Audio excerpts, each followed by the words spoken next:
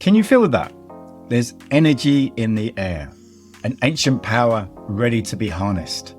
I'm Tony Wynyard, and in this electrifying episode of the Art of Living Proactively podcast, we'll be unlocking the secrets of Qigong, China's time-tested system for tapping into your vital life force. My guest today, Andrew Kenneth Fretwell, an expert guide to energizing and enlightening practices of Qigong and Tai Chi. Andrew will reveal how techniques like bone breathing and organ strengthening meditations can sharpen your mind, strengthen your body, and awaken your spirit. We will discover the Taoist path to balance, emotional mastery, and realizing your potential by harnessing jing, your essential energy.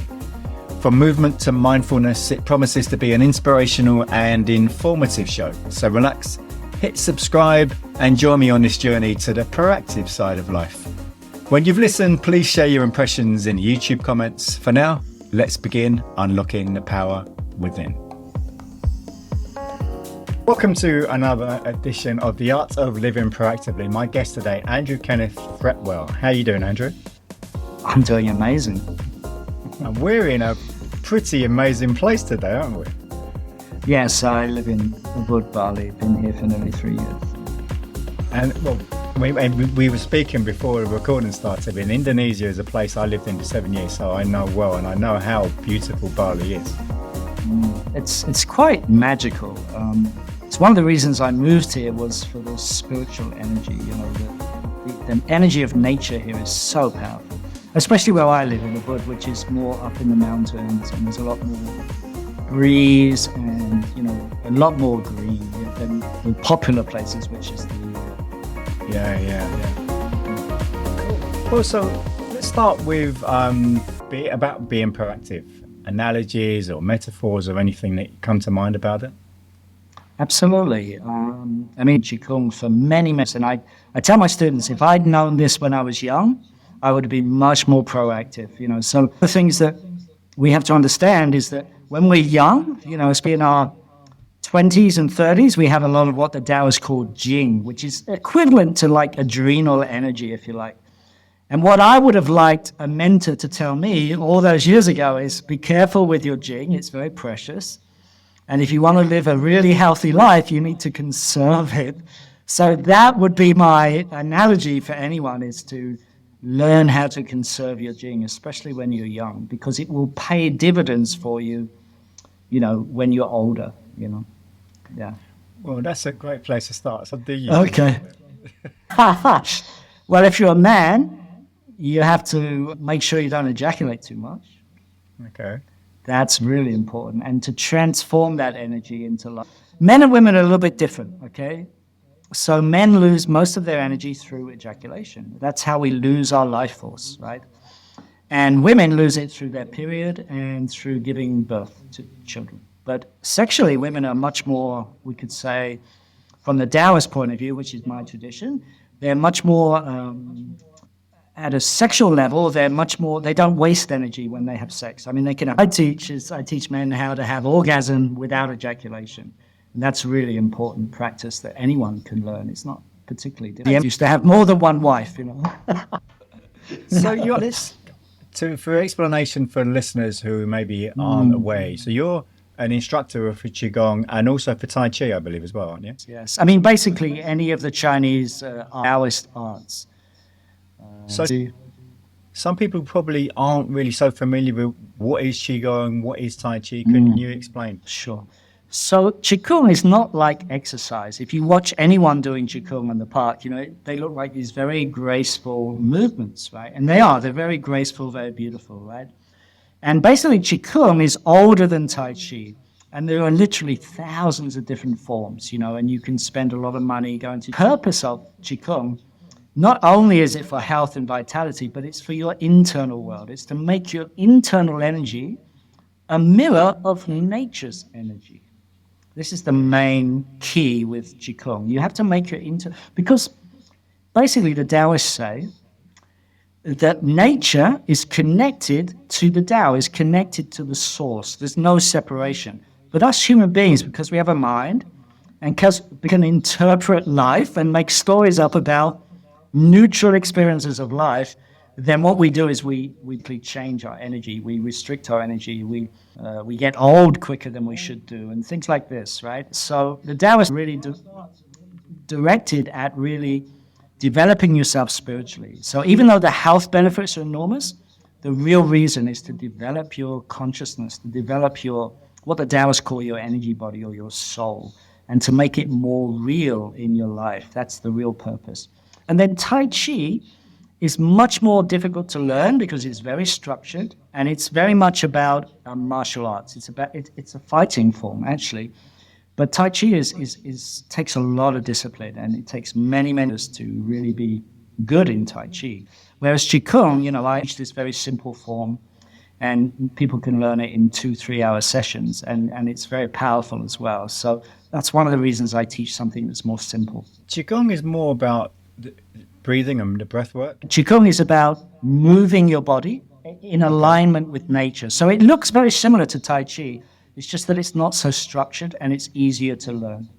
Okay. So sometimes they say Qigong is the mother of Tai Chi, because basically these Taoist monks and these adepts thousands and thousands of years ago, they looked at nature, they looked at the way birds moved and animals moved, and they said, oh, if we start to move like that, maybe we'll be more connected to nature. And they discovered that they were, And so the Taoists were responsible for things like acupuncture, herbalism, feng shui. I mean, incredible, rich culture. Unbelievably rich, yeah. In the early 90s, I lived in Hong Kong. And Oh, I remember yeah.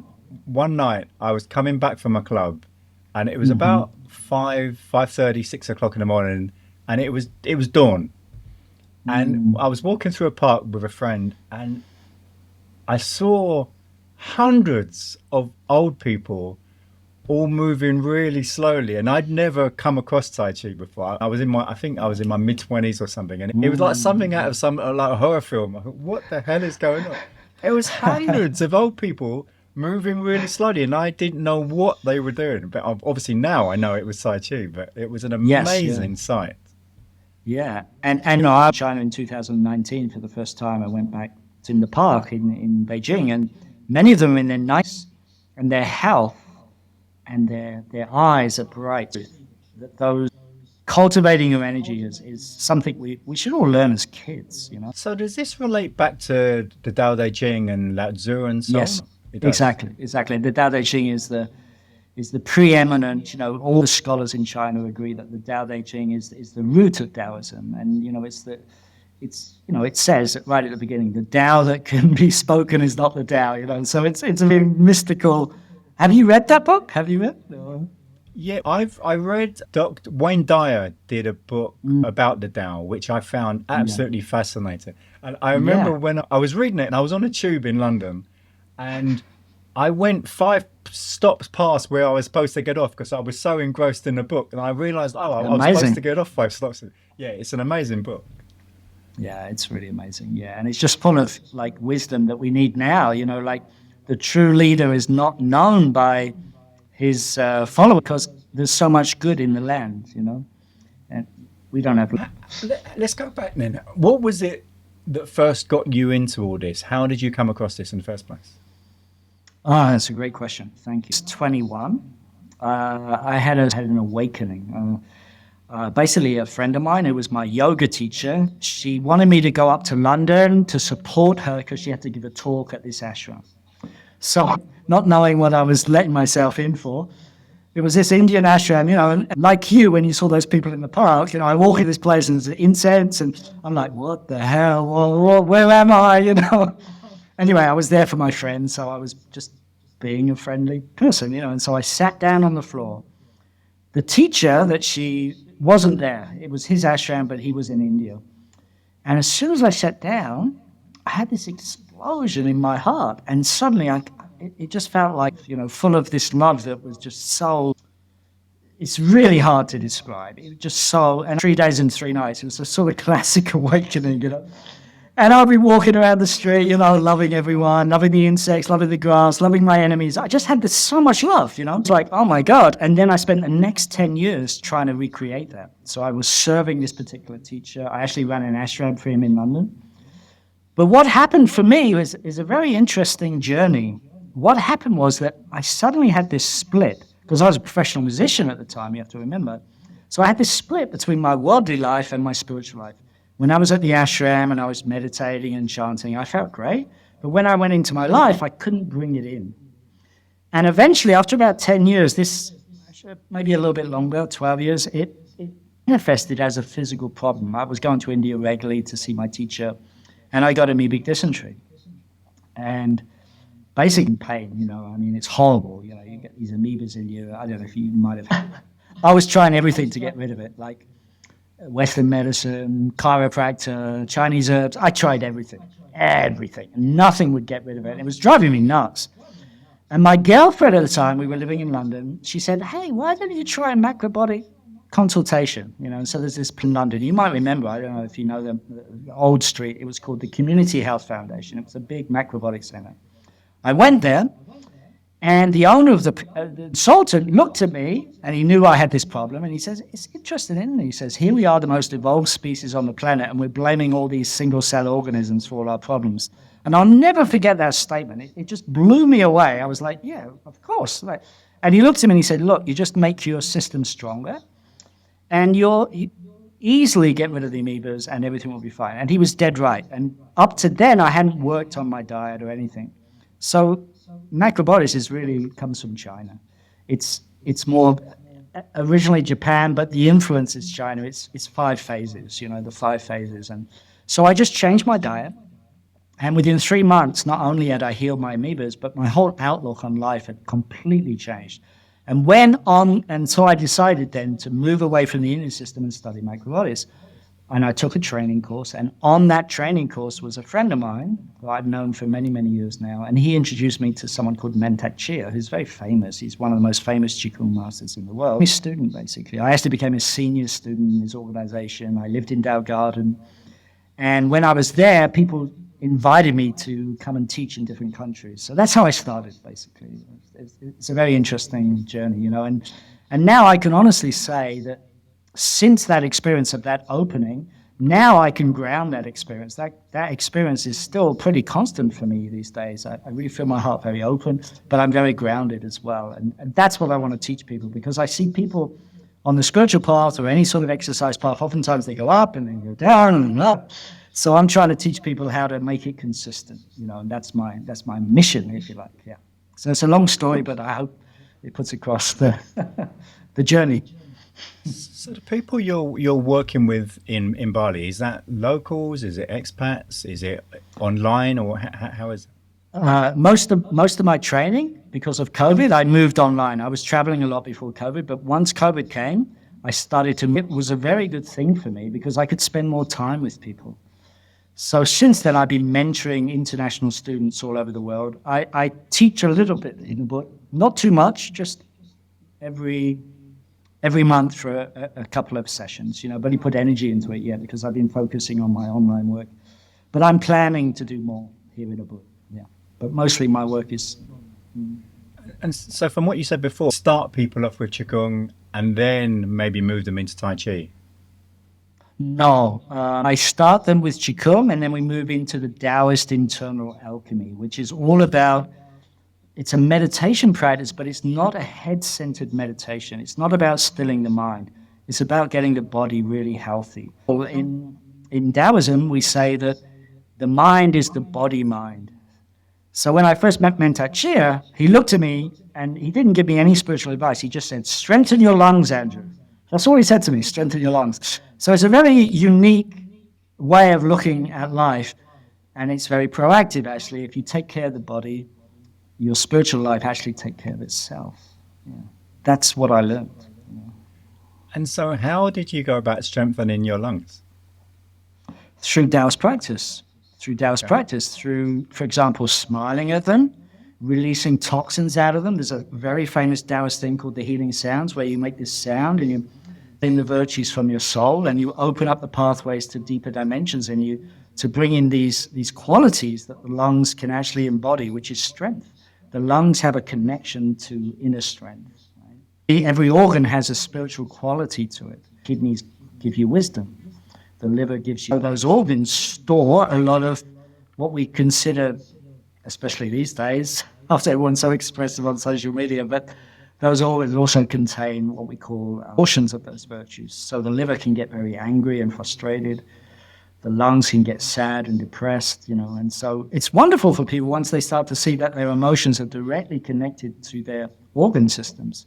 And it's so powerful. It makes such a difference in people's lives. I have so many people coming to me who've done all these meditation practices, but they never touch their organs. And once they do their organs, they see, oh my God, I bypassed all this stuff. I bypassed all this anger. I bypassed my sexuality because I wanted to have this spiritual awakening. And in fact, it's the spiritual awakening is actually getting in touch with your body and getting it. So would this, my intuition, and this is probably wrong, is saying that maybe this is going to be more difficult for younger people than older people, or what is your experience?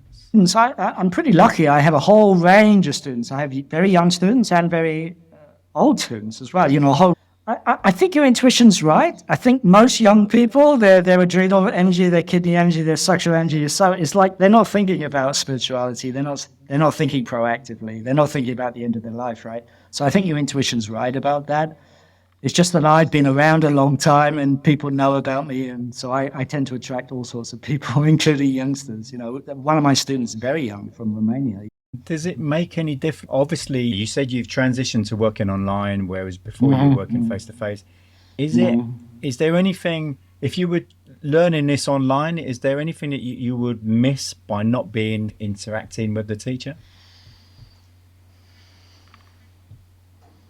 No, I mean, I noticed when I was teaching, I'd be teaching weekends with people. Of course, they have that interaction with me, but they don't have that ongoing reaction with me. So I'm mentoring people. I'm working with people constantly. Like there's one training that I do, we meet every week, and so people are meeting with me once a week for a 6-month program.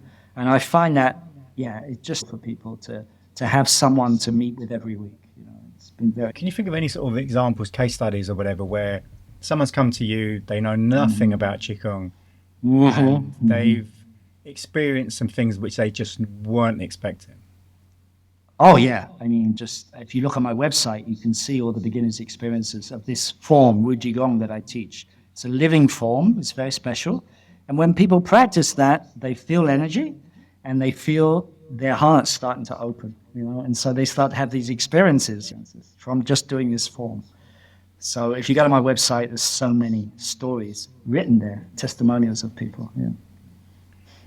And is it something that you would just do for people who are learning? Is it something you would do once a week, or would you have a session with you, say, and then practice it on a daily basis? Or how would people start this? Yeah. So with Qigong, they can either learn with me in person. If they come to Bali, they can learn. And they learn in 2-3 hour sessions. And then they have it for life. And so do you teach people Tai Chi as well? I haven't for a long time. Okay. I haven't for a long time. The last time I taught Tai Chi was in Mantak Chia's place in 2012. This form, this Qigong form, I just think that people don't have the time these days. They're so busy. They want something really simple. They want to learn it fast and they want to get results. So Tai Chi, you need a good 3 years, I would say, to really start to get results. So I'm more interested in trying to really help people make a breakthrough in their life, especially in their health or in their emotional body or in their spiritual body. So and this Qigong that I teach is just, it's just mind-blowing how powerful it is. Yeah. There's lots of places around, virtually anywhere in the world where you go, and there's people teaching Tai Chi. Yes. So if someone just goes and starts learning Tai Chi, but they haven't learned Qigong first, what is it that they'll be missing? Oh, that's a great question. I don't think they'll be missing anything. I don't know, right? And so, sure, just slowing their body down and learning the basic movements of Tai Chi is going to have benefits. It's not going to not have benefits. It is. It's just that it's much slower, in my experience, than this Qigong, which is actually called Tai Chi for enlightenment.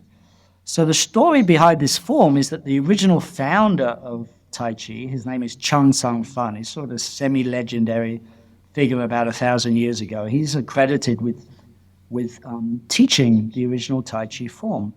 as far as we know, he also taught a form for enlightenment, to go back inside, to connect back to the Tao inside of you. As Tai Chi. And if I remember rightly, isn't there something women have more difficulty, something about the hormonal system with this? Generally, I would say in life that women have much more hormonal difficulties than men. In most, I would say most, modern culture or modern cities, you probably don't get women having hormonal issues in tribal situations, but most of the women that I deal with, so many of them have hormonal issues. It's a real problem for men. Accepted as normal now to have period pain, for example, or to have endometriosis, or to have, when you have your period, to be really tired, or things are not natural. And you would go to a Chinese doctor and they would give you herbs to try and address it. But this is a very deep issue. Program that addresses it, but it's a very deep issue. It's about women not feeling safe in the world, actually. This is what the hormonal system of women is designed to do, is to download the truth that we live in a loving universe. For women, for thousands of years, they've been abused by the patriarchy, and so they've got these memories in their cells of not feeling safe. And then they have to live in this world, and so unconsciously they make this decision, oh yeah, like, I don't really feel safe here, but I'm going to do it anyway. And that's the root of the hormonal issue. So I have this program on my website. It's called No Balance for Women, or Bone Breathing. And all the women that go through that program, every one of them, heals their period pain, heals all their emotions, heals osteoporosis. I mean, it's unbelievable, this program. It's just, and it's not about taking herbs. It's not about placement therapy. They don't have to take anything. It's all within themselves. They have to learn a very simple massage of the breasts and activate the hormonal glands, and they have to learn how to breathe into their bones, which is where these deep memories are stored. And when women start to do that, they have these incredible breakthroughs. And how long does that program last? It's a 3 3-hour trainings with me that they can take online and learn anywhere. And then there's a Telegram support group, private support group, where I am and other women teachers of. And I guess we should mention Telegram as in WhatsApp rather than like telegrams, as it? Yeah, Telegram, the group Telegram chat thing. Yeah, that's up. But I like Telegram because I can put videos there, I can put articles. It's really quite good for a teaching person, when I'm teaching. So I can do one rather than email. Email is just disaster. Have you got many people who've been working with you for a long time? Yes, most of my students have been with me for many, many years. And I have this reputation. I mean, people come to me through word of mouth, and then when they come, they usually stay for a long time. But many of them become teachers in their own right, But I'm still mentoring them, helping them, because I've been doing this for so long. And so if someone wanted to become a teacher, how long would that take? There's a 6-month program that I have on my website. You can go there. It's called Alchemy School. I run it every year. It starts in January. 6 months, you're not busy for that whole 6 months. You do meet with me once a week for the 6 weeks, and with all the other participants, the other students. And then there's also intensive weekend trainings where I'm teaching the different formulas of longevity, inner sexual alchemy, learning how to have this open heart experience. That is a progressive training that people go through with me. Yeah, that's a 6 month. But they can also do the Qigong teacher training. That's easier. It's not so much commitment. They can go through the basic class online, they do an advanced, and then they take the teacher training all online, and with an exam after each. Yeah, there's many options for people to become teachers. And so the first option you talked about, they would be a Qigong teacher, and the second one. Yeah, with my school, and the second one, Qigong, is easier to qualify for because it's simple to teach, but you still have to commit to it. So there are 2 levels. Yeah, there's the Qigong, and then most of the people that do the Qigong teacher training, they then come into my deeper 6-month program where I get to work with them more consistently over a longer period of time. And obviously, by learning to teach that, they're also going to develop so much within themselves, just in that whole process. They have to. In my school, they certify themselves. And it's wonderful because, I lay it out right at the beginning. If you don't embody this, there's no way you can teach it. In that training, would they be learning aspects of breathing and nutrition and so on, and maybe stress management, or what would they be covering things? Yeah, not so much nutrition. Diet sorts itself out when you heal your organs. It's simple as that. Usually an imbalance in eating is related to the organ systems not communicating with each other, right? So I don't really teach too much about nutrition. If someone asks, I can always give my. But we're also different in that respect. So mostly it's about learning about their inner world, right? Where it's arising from. Okay, so the basic teaching here, and this is the big difference between what we would call Western psychological approaches and the Taoist approach. So Western psychological approach only focuses on your thoughts and feelings. It's on what's creating thoughts and feelings, which is Qi, which is energy. So if we get our energy really clear and healthy, our thoughts and feelings naturally take care of themselves. They naturally become more loving. But you have to dig down, because there's so much childhood wounding, ancestral wounding stored in our organs. And so part of the training with me is, first of all, let's clear out those organs. Let's get them really healthy. And then amazing things happen. They start to feel more energy, they sleep better, all sorts of things. And it's a proven system. And on that, isn't there, my understanding is in China, there was a period, I think it was sometime in the 20th century, where some of this was suppressed, but now it seems to be resurging. Is that correct? Yeah, that's exactly right. Yeah, so basically what happened during the Cultural Revolution was that they took everything that was spiritual out of the medicine, out of traditional Chinese medicine. So it was no longer classical, because they removed all of the spiritual reference. And so I call TCM, which is traditional Chinese medicine, traditional communist medicine, because they took everything spiritual out of it. Right. And basically all of the real masters, they all fled to Taiwan and other places like Hong Kong, and because they were being killed, basically, because they were special powers. So one of them I remember specifically, he predicted Mao Zedong's death, so they threw him in a prison camp. And he actually went into a very deep meditation, and the guards thought he was dead, and they threw him out, and he was actually alive, and he walked away. So stories like that. Wow. But now it is really resurgent in China, though, isn't it? No, listen, China is a little bit like Japan. It's very split, okay? So there's all these big cities and this neon, and those people in those cities, they have no idea of the Taoist culture. And how do I know that? Because I've spoken to some monks. When they go to the city and they're dressed in their typical Taoist wear, the young Chinese or even the older Chinese will look at them and say, "Oh, which country do you come from? You must be somewhere from very strange." And they realize it's their culture, Definitely a split in China. The scientific and the Western values, and then these traditional monks, and there's still a lot of very beautiful spiritual places in China, and I visited in 2019, had a wonderful time, really good going back to my roots. Are there any myths around Qigong that you would like to dispel, that things that people think and which simply aren't correct? Well, that's a great question. I can't think of anything right now.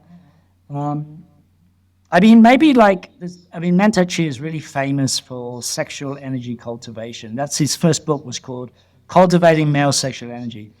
And I would say that maybe one of the myths is that that you can do that without spiritually developing. And I say you can't, because actually many men, they did that approach, and they got into all sorts of trouble because they weren't emotionally mature enough to deal with the increase of energy that practice brings. So now, for example, I never teach men the sexual practice until they've gone through my emotional alchemy program and balanced their emotional body. So that would be one myth, that to be multi-orgasmic, you have to really have opened your heart, because you can't just do it through physical. You have to do it through energetic. Yeah. So that would be a myth that I would like to dispel. What are the only books you'd recommend people to read? Obviously, I imagine... No, let me go back and change. The book Meditations by Marcus Aurelius? Yes, I know that. Now, I remember I was reading this with a few other people, and then it became apparent that we were reading different translations, And it made a massive difference depending on which translation we're reading. And we weren't necessarily reading the same thing. So is the same thing true for Dao De Ching as well? Yeah. Which would you recommend? I think the one by Clary is really good. Thomas Clary is really good. Yeah. Okay.